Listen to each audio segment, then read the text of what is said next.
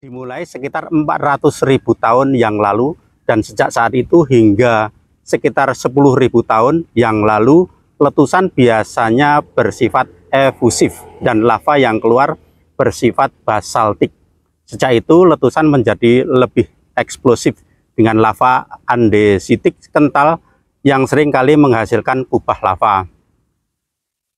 Runtuhnya kubah seringkali menghasilkan aliran piroklastik dan ledakan yang lebih besar yang mengakibatkan kolom letusan juga menghasilkan aliran piroklastik melalui keruntuhan kolom.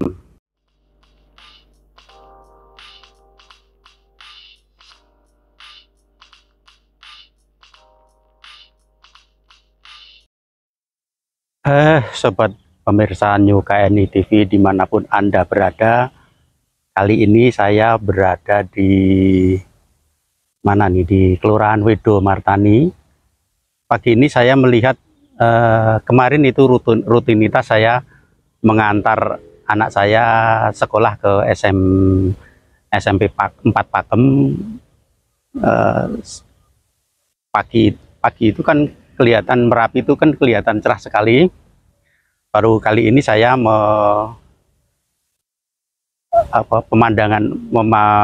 mengeksplor pemandangan yang indah ini ke puncak Merapi. Cerah sekali pagi ini. Ini dari puncak Gunung Merapi sekitar 20 km. Jadi berbicara tentang Gunung Merapi ini banyak hal yang menarik. Seperti kita ketahui, puncak Gunung Merapi itu ketinggiannya 2000, hampir 3000 meter dari permukaan laut, atau tepatnya 2948 meter dari permukaan laut. Jadi cukup tinggi. Sisi menarik dari Gunung Merapi, ada banyak hal yang melatar belakangi cerita-cerita Gunung Merapi ini. Salah satunya Gunung Merapi yang ada di wilayah Jawa Tengah dan DIY ini adalah salah satu gunung berapi yang paling aktif di Indonesia. Jadi ini paling aktif, dalam arti paling aktif itu rutinitas mengeluarkan lava pijarnya. Kebetulan saat ini tahun baru 2025, hari keempat, ini status Gunung Merapi menempati siaga 3. Jadi keaktifannya Gunung Merapi di Yogyakarta dan Jawa Tengah ini saat ini di level siaga 3. Tadi saya sebutkan Gunung Merapi itu salah satu gunung Merapi yang ada di Indonesia yang paling aktif. Kapan Gunung Merapi aktivitasnya itu mulai dilakukan? Akan saya bacakan Gunung Merapi itu pertama kali aktif. Jadi dari analisis stratigrafi mengungkapkan bahwa letusan di kawasan Merapi dimulai sekitar 400.000 tahun yang lalu, dan sejak saat itu hingga sekitar 10.000 tahun yang lalu, letusan biasanya bersifat efusif dan lava yang keluar bersifat basaltik. Sejak itu letusan menjadi lebih eksplosif dengan lava andesitik kental yang seringkali menghasilkan kubah lava.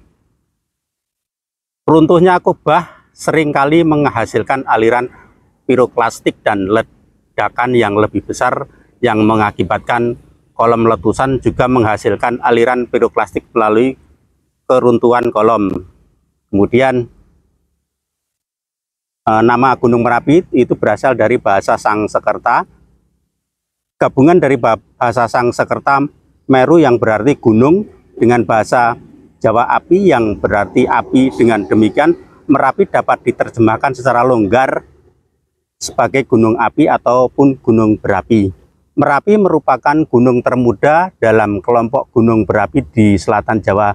Letaknya di zona subduksi, di mana lempeng Indo-Australia menunjam ke bawah lempeng Sunda. Gunung berapi ini merupakan salah satu dari sedikitnya 129 gunung berapi aktif di Indonesia. Sebagai Gunung Merapi ini terletak di bagian tenggara cincin api Pasifik sebagai garis patahan yang membentang dan dari belahan bumi barat hingga Jepang dan Asia Tenggara. Keaktifan Gunung Merapi ini periodiknya 5 tahunan, jadi letusan-letusan yang kecil. Kemudian tahun 2010 saya merasakan waktu itu terjadi letusan yang cukup besar. Jadi kawasan Merapi dari radius 20 km 22 km penduduknya diungsikan waktu itu. Jadi letusannya cukup besar,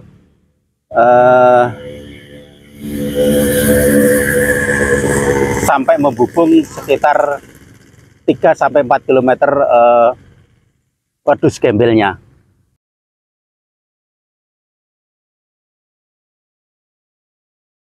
Berbicara tentang Gunung Merapi,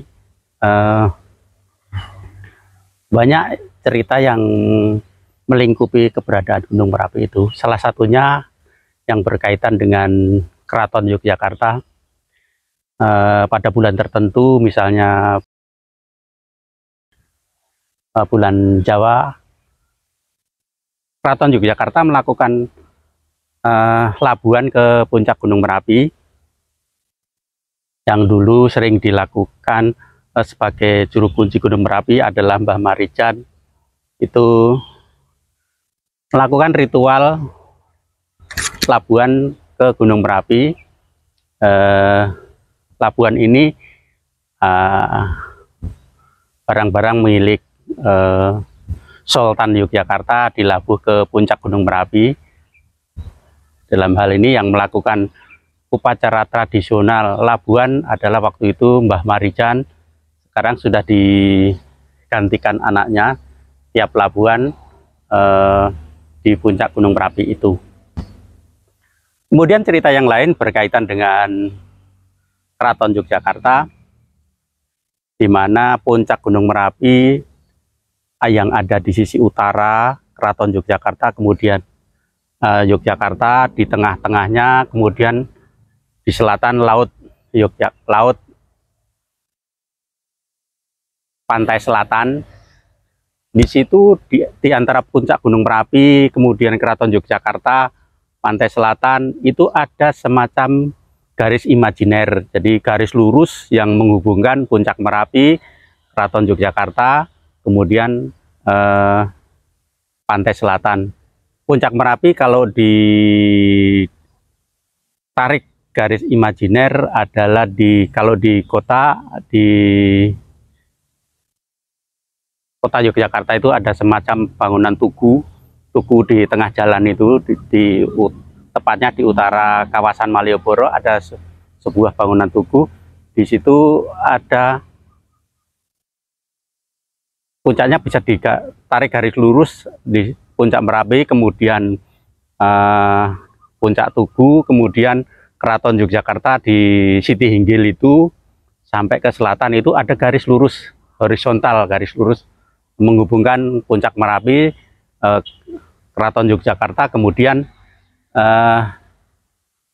Laut Selatan. Itu merupakan sumbu filosofi bagi masyarakat Yogyakarta. Bisa dikumpas di dalam cerita sejarah di Yogyakarta. Itu sekelumit puncak Merapi yang pagi ini terlihat cerah, sangat anggun, sangat indah untuk biasanya para pesepeda itu kalau bersepeda itu melihat spot-spot tertentu, ada pemandangan indah di pinggir jalan mereka selfie dengan latar belakang Gunung Merapi. Ini kebetulan suasananya cerah sekali, bisa dilihat itu Gunung Merapi, puncaknya kelihatan, di bawahnya ada awan-awan yang mengelilingi, terus di bawahnya lagi ada lembah yang menghijau, di bawahnya lagi di sisi agak barat itu ada Gunung Turgo, Pelawangan, kemudian di bawahnya ada objek wisata Kaliurang, di mana objek wisata Kaliurang itu di sana terkenal hewan endemiknya adalah elang Jawa, kemudian kera ekor panjang. Itu sisi-sisi menarik dari Gunung Merapi.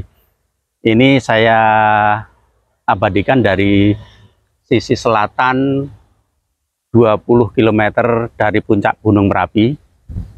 Ini ada di Kelurahan Widodo Martani. Begitu, selamat menikmati liburan Anda semua, selamat bersepeda ataupun selamat berwisata dimanapun Anda melakukan wisata liburan ini, dari sisi menarik dari puncak Gunung Merapi.